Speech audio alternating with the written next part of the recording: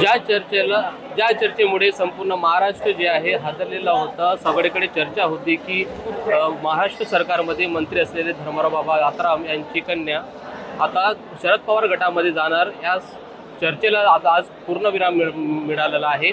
आज शरद पवार गटाचं शिवस्वराज्य यात्रा आज गडचिरोलीमध्ये अहेरीमध्ये जे आहे ते संपन्न झालं, ज्यामध्ये प्रदेशाध्यक्ष जयंत पाटील असतील, अनिल देशमुख हे उपस्थित होते। त्यांच्या उपस्थितीमध्ये आज भाग्यश्री यात्राम यांनी शरद पवार गटामध्ये जे आहे पक्ष प्रवेश केलेला आहे। आपल्यासोबत भाग्यश्री यात्राम आहेत, त्यांच्याशी आपण जाणून घ्या। ताई, आज आपण अधिकृतपणे जे आहे पक्ष प्रवेश केलेला आहे। अनेक दिवसापासून जी आहे चर्चा होती, मात्र आज त्याचा पूर्णविराम मिळालेला आहे। अखेर आज आपण पक्ष प्रवेश, नेमकं काय असं घडामोडी घडले की आपल्याला आपल्या वडिलांचं पक्ष किंवा तुम्ही या पक्षामध्ये अनेक वर्षापासून होते, अनेक कामं केले, जिल्हा परिषदचे सदस्य अध्यक्ष म्हणून होते, सिनेट सदस्य, असे अनेक पदसुद्धा आपण त्या राष्ट्रवादी पक्षामध्ये भूषवलेले आहेत आणि खूप मेहनतीने त्याच्यामध्ये तुम्ही होता। काय असं टोकाचं पाऊल उचलावं लागलं, काय नेमकं घडलं? बाबा महायुती सरकारमध्ये जेव्हापासून गेले आणि त्याच्यानंतर मंत्रीपद भूषवले, त्याच्यानंतर जे बाबांचा व्यूहरचना आहे सगळं बिघडला। त्यांचं जास्तीत जास्त लक्ष सुरजागडकडे गेला, सुरजागडच्या लोकांकडे गेला। फक्त ते 3-4 लोकांचं ते ऐकायचे आणि फक्त ते आजूबाजूचे जे दलाल लोक आहे फक्त त्या लोकांचं ऐकायचे। आमच्याकडे दुर्लक्ष होत गेला, आमचे लोकांकडे दुर्लक्ष होत गेलं। कार्यकर्ता लोकांना त्यांच्यासोबत भेटायची संधी मिळालेली नाही, त्यांच्या समस्या त्यांच्याकडे ते मांडू शकत नव्हते। हे सगळं बघून मी हे पाऊल उचललं। आपण आज अधिकृतपणे पक्ष प्रवेश केलेला आहे।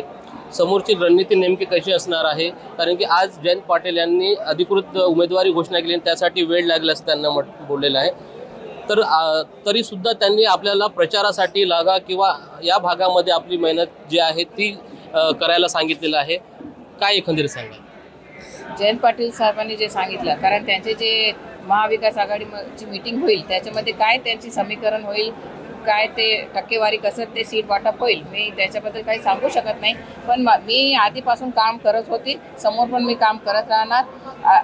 मला असं नाही की आता सांगत आहे तर तेव्हा मी काम करतच आहे याच्यासाठी की आमदारकीसाठी मी काय काम करत नाही। जिल्हा परिषद अध्यक्ष बांधकाम होती, सभापती होती, सर्व मी भूषवलेलं आहे आणि त्याच्या माध्यमाने मी माझं काम चालू ठेवलेलं होतं आणि समोर पण मी माझं काम चालू ठेवणार आहे।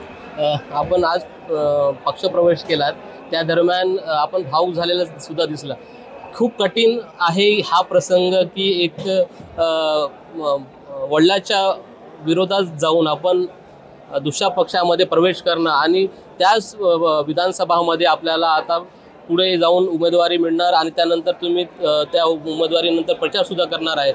किती कठीण प्रसंग हा होता आणि कसं तुम्ही त्याला फेस करणार आहे हे संपूर्ण भागामध्ये? कारण की हा संपूर्ण भाग तुमचा लहानपणीचा भाग होता, संपूर्ण लोक जे तुमचे होते त्यामधले तुम्ही कसं ते पाहणार आहे? होते नाही, लोक माझ्यासोबत आहे आणि स्वाभाविक आहे की भावुक होणं इतक्या वर्षाचं जे साथ होतं तर स्वाभाविक राहणार आहे। आणि हे इतकं कठीण डिसिजन होता की साथ सोडायचं, पण ते मी तुम्हाला आधी पण सांगितलं काही कारण जे आहे मी सांगितलं होतं ते फक्त सुरजागड माझं घर फोडलेलं आहे, मी त्या लोकांना आरोप करणार।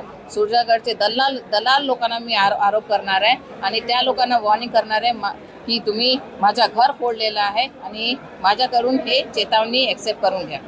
नक्कीच आज अनेक दिवसापासून जी चर्चा होती त्याला आज शेवटी पूर्णविराम मिळालेला आहे। भाग्यश्री यात्राम यांनी तुतारी गट शरद पवार गटामध्ये जे आहे अधिकृतपणे जे आहे आज प्रवेश केलेला आहे। रोमित कमलावर, एबीपी माझा, अहेरी, गडचिरोली। एबीपी माझा, उघडा डोळे बघा नीट।